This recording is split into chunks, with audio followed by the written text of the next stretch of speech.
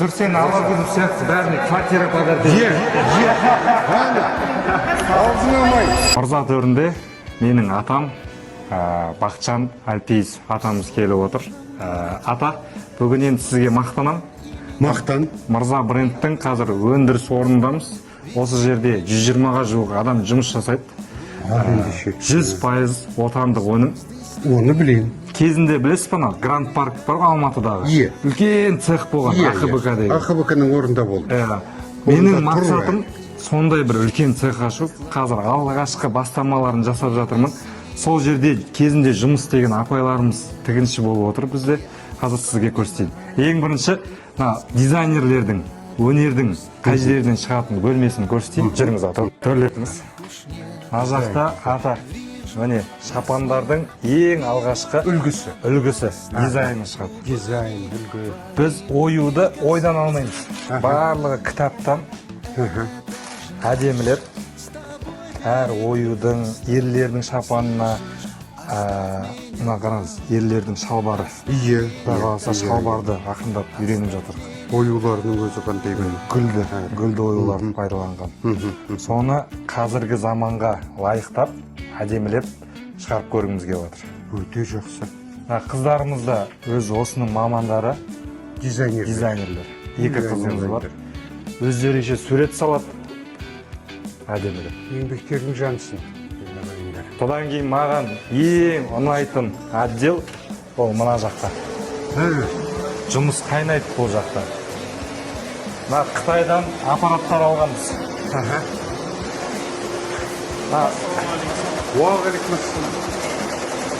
Шапандарға ою тігеді.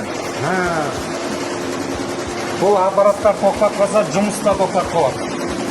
Мынаны қараңыз. Қандай? Оюлар. Қандай? Аппаратқа өздерін беріп отырады екенсіздер. Кезінде ана апаларымыз бізбен оқыған ба? Ол ұзақ уақыт алған. Ал қазір көптеп шығару керек қой. Көптеп шығару керек, ол үшін осындай аппараттар керек. Қолдан тіккеннен кейін болмайды. Міне назақты қараңыз. Сапасы өте әдемі. Міне назақта тозы тігіп жатыр. Кез келген ою. Басқа, міне қараңыздар. Асты, үсті. Назаққа салып береміз, флешкамен тіге береміз. Дамыған заманы. Матасы жақсы. Жүріңіз келесіз. Артыңызда 70-ге жуық шапанның лекалдары бар. Міне, көріңіз ғой.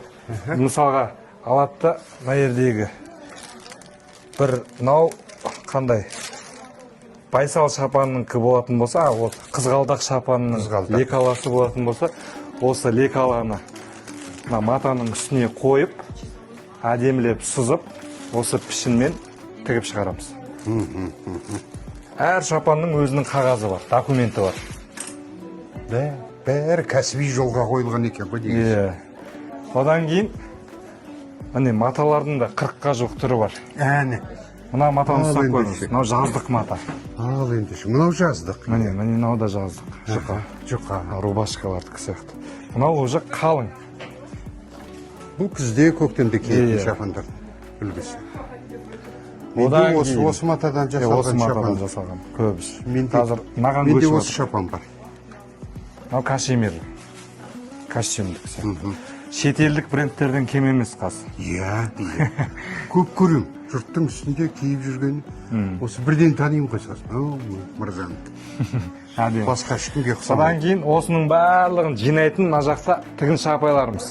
Сәлеметсіздер. Бақытжан атаны танисыздар ма? Еңбектерің жансын. Ой, ғажап. Халымыз жақсы. Брендті, мырза брендті киіп жүрміз. Көп көрем жұрттың үстінен. Осы жиі жолғатын болдым осы жұртқа. Көктемде, күзде әсіресе жылы шапандар бар ғой. Көп киеді. Жазда да киіп жүргендерді кездестіре бастадым. Қандай тамаша. Және мырза брендті басқа ешкіммен шатастырмайсың. Шапанды бірден танисың. оюынан, өрнегінен ерекше. Тігісі ерекше. Сапасы тамаша. Осы сендердің арқаларында сол сапаның бәрі. Жақсы. Осы биіктен таймаңдар. Сапа жақсара берсін, жақсара берсін. Amin, amin. Шаршамаңдар. Табыстарың көп болсын. Суретке түссеңіздер болады атаммен. Келіңіздер, бәрін вообще суретке түсіп алайық. Түрсен Алагөзов сияқты бәріне квартира подарить Е, ана, аузыңа май, аузыңа май. Менімен бірге бастағандар кім еді? Сендерге алғашқы 50 квартира деді. 10 жыл болды, 5 жыл болды. Е, 20 жыл, 50 жыл болды міне де. Солай өзі тізімді жасап қоясын да кім пәтерге мұқтаж? Міне саған пәтер де. Amin, amin. Соған жеткізсін. Қазақтың бәрі кем дегенде бір шапанын киіп жүру керек қой. Ата, бұл кісілер, Жазда, күзде, қыста киетін. ата, бұл кісілер бір рет 2 ай бойы зарплата бере алмай қалғам. Қиындық болып Иә, кәсіпте. Сауда жүрмей, Иә. сол кезде ешқайсысы шығып кетпей, шыдап, Мырза брендке сенеміз, сізге Ертеңіне сенеміз деп сенеміз қалған. Ертеңіне сенеміз деп. Бұл өте маңызды. Өте маңызды. Ешкім шықпады. Дақанса күтті. Ой, айналайындар ай. Сіздер Ұмытпай. қолдасаңыздар біз көтеріле береміз ғой. Осылай екен, әрбір бизнес, әрбір Рахмет. табысты бизнес солай басталады екен. Қарасақ, бәрі кішкентайдан бастаған. Содан барып үлкен алпауыт болып. Бүкіл Қазақстанды киіндіру керек. Бір үйде бір шапан тұру керек қой. Amin, amin. Жоқ дегенде. Аспасына бір шапан деңіз еді. Ең бірінші осыдан 4 жыл бұрын Бақытжан әріптес атама алғашқы Мұхтар Әуезов театрында Иә. сізге бір шапанды әкеп беріп едім Иә, ғой. иә. Ол кезде мындай цех болмаған, бірақ машинкам болған. Білем ғой. Иә. Содан өстік қой. Сіз бата бердіңіз, сразу Ой, ұштық аспанға. Жұртқа айтып едім сонда. Аха. Мына Мырза брендтен алсаңыздар шапанды. Құдаңызға кигізгенге де, өзіңіз де киіп жүргенге әбден лайықты, сапасында лайықты. Және кез келген жерге, театрға болсын, мейрамханаға болсын, көшеде болсын, киіп жүруге. Және ең бастысы жылы. Көктем күзде жылы ғой ана. Иә. Ой, кигенде кәдімгі. Әлі бар ма шапандар? Бар. Жуып көрдіңіз ба? Светін кетірмеді ма? Жоқ, жумадым. Жумадыңыз ба? Оны Кірлетпей киесіз ба? кірлетпей киіп жүрмін әзірше. Әдемі. Күнделікті емес, базарға кимеймін ғой ондай. Әрбір қазақтың гардеробында Иә. екі шапан болу керек. Біреуі қонаққа кигізіп жіберетін. Иығына жабамыз дейміз ғой. Иығына жауып жіберетін шапан болу керек. Және өзің күнделікті киетін шапаның болса. Әдемі. Мынау ата Мырза брендтің ең алғашқы өзіміз тіккен шапандардың бірі. Байсал деген. Елдердің үстінен осыны көріп қалып жүрген шығарсыз. Көріп жүрмін. Жаздығын да, қыстығын да. Міне мынау четко тұр размері. Әдемі тұр. Әдемі. Күшті тұрады. Ой, қандай жарасымды. Ой, қандай жарасымды. Сүдде.